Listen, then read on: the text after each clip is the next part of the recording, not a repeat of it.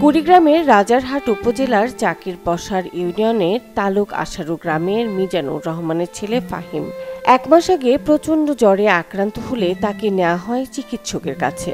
অবস্থার উন্নতি না হলে চিকিৎসকের পরামর্শ অনুযায়ী ফাহিমকে ঢাকা পিজি হাসপাতালে নেওয়া হলে পরীক্ষা নিরীক্ষার পর চিকিৎসকরা জানান তার মরণ ব্যাধি ক্যান্সারের কথা। আরও জানান তার চিকিৎসায় লাগবে 30 লাখ টাকা। রাজারহাট বাজারে মোবাইল মেকানিকের কাজ করেন ফাহিমের বাবা মিজানুর। বাড়ির বাগানের গাছ, দোকানের কম্পিউটার সহ সবকিছু বিক্রি করে সন্তানের চিকিৎসা চালিয়ে আসছেন ফাহিমের বাবা। দীর্ঘদিন জ্বর না সারলে আমরা বিশেষজ্ঞ চিকিৎসকের কাছে নেই। সেখানে তারা পরীক্ষা নিরীক্ষা করে বলে যে ব্লাড ক্যান্সার।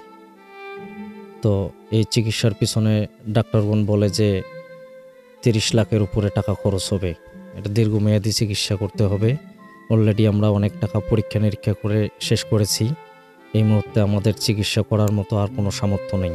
সবগুলো পরীক্ষা নিরীক্ষা পিজি হাসপাতালে করার পর ডাক্তার প্রস্তুতি নিয়ে আমাদেরকে ডাকছে, কমপক্ষে একটা 10 লাখ টাকার প্রস্তুতি নিয়ে ডাকছে।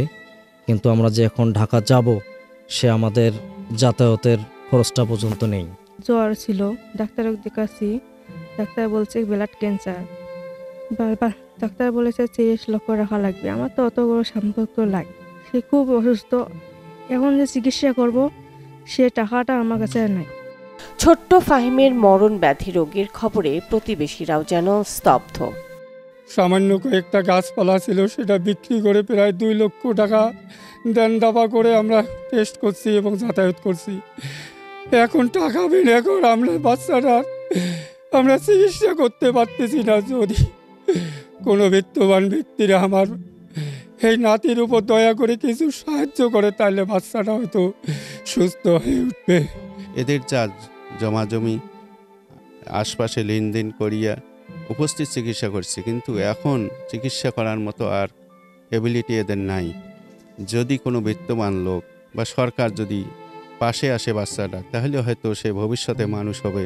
চিকিৎসা করে এই বাচ্চা যদি আল্লাহ সুস্থ করে, এ দেশের জন্যে এ বাচ্চা ভবিষ্যৎ দেশের কল্যাণ করতে পারবে।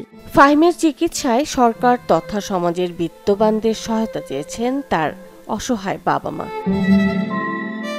Desk report, channel 24।